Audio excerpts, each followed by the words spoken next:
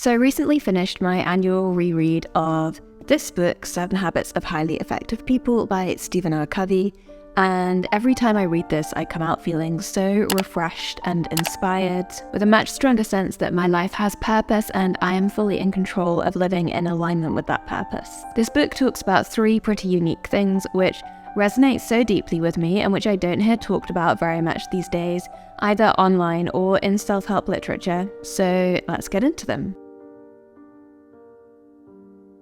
Despite being published over 30 years ago, this book highlights something which is more valuable today than ever before, and that is the simple idea that in order to be our best selves, we need to base that lifestyle in our character, not in something external or quick fixes which are outside of us. We are bombarded by TikToks and videos and articles about top 10 ways to change your life, and it's all broken down into these tickable, small, achievable little boxes, which is very nice in theory, but just doesn't lead to a fully rounded, fulfilling existence in reality. Obviously, there's nothing intrinsically bad about these life hacks. Like, don't get me wrong, I want to be that girl as much as the next person and work out every day and eat really healthily and look beautiful all the time. But Covey reminds us that these things are secondary. They're not the primary reason of existence. And they're not going to lead you to feeling entirely fulfilled in the same way that just like being a decent human being will. He encourages us to begin with the end in mind. So to imagine at the end of our lives, if people were to share their experience of knowing us throughout our lives, family, friends, colleagues, what would they say about us? Or what would we want them to say about us? And how can we work backwards from that to be that kind of person today that they will talk about in those glowing terms in the future. He also suggests writing a personal mission statement to identify our highest values in life, and this is something that we can refer to inspire us to be the person who we really truly want to be. I think this is such an interesting contrast to, say, like Pinterest mood boarding your life, which again, I really enjoy doing, but kind of looks at life from a different direction. With Covey, it's more about how do we want our lives to be rather than how do we want our lives to look. And I think that can force us to face up to some different ways of thinking that you would otherwise not be pushed up against. So, for example, an old-fashioned value like duty might suddenly appear as more important than you'd ever considered it before. Perhaps you want to be the kind of person who is willing to sacrifice to care for an elderly parent who loved you and cared for you as you were growing up. Perhaps you're happy to settle for moderate professional success and being able to be present with your children in the evening at home, rather than being the most high-flying person in your career. Or perhaps when you reflect on your true values, you really do want to achieve something amazing with your professional life, and that's your primary goal. It's obviously going to be really different for everybody, but the process of sitting down and reflecting on what is my character, what do I want my character to be, and how can I mold myself into that person is so worthwhile and important, and prevents us from accidentally frittering our lives away without realizing that we're wasting the opportunity to be our genuine best selves. Second unique lesson from this book is that a habit can be a lot more than what I believe we conventionally think of as a habit these days.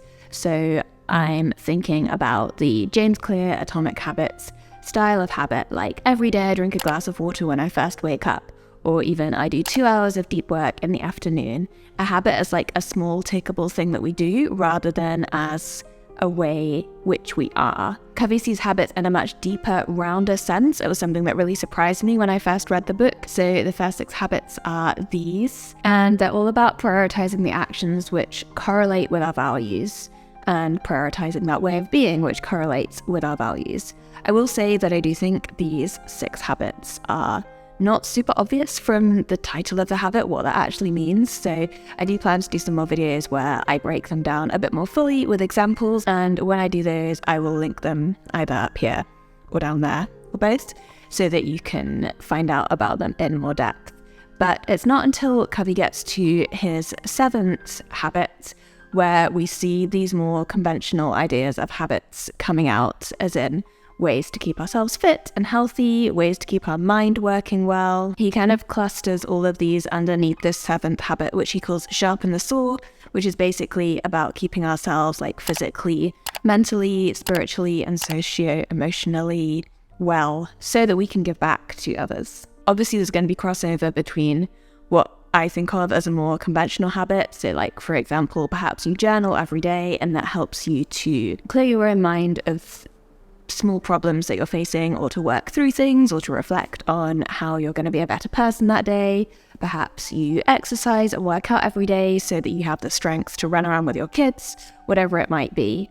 But I do think it's a really interesting and useful idea that a habit can be about how we interact with the world. So are we consistently being proactive? Are we consistently listening deeply to others? These aren't something which we can check off on a habit tracker in the same way, but they are obviously incredibly important.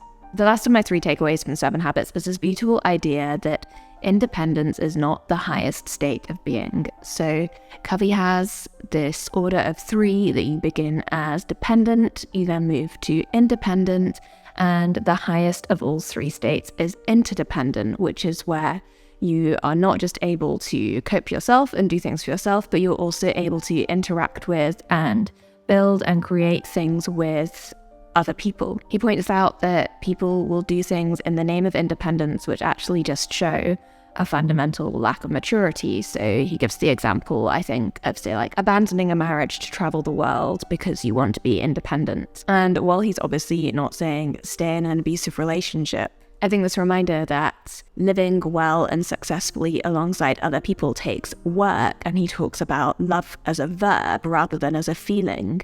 We have to do and give and sacrifice sometimes in our life in order to achieve this higher, greater good, which is living successfully in the interdependent reality, which is human community, unless, you're taking yourself off to be a hermit, which is not very many of us. When I got married last year, this idea of interdependence was really on my mind. I knew that we were both signing up to potentially care for each other with patience and love for many, many years if something went wrong with one of our health at some point. I knew that we were signing up to try and combine our 2 differing visions of a dream life and not only find a compromise between them, but ideally find something which made our lives together even better than either of our lives could ever have been living apart. And I think there's something so special and beautiful about that. So there you have it, 3 life lessons from the classic 7 Habits book, which I think carry as much, if not more, value and uniqueness today than they did when this book was first published, before I was even born. Thank you so much for watching. Please do like and subscribe if you found this video valuable. And if you enjoyed this video, I think you'll enjoy my video on the relationship between reading literature and living our lives intentionally, which I will link here. Until next time, live well, and I will see you soon.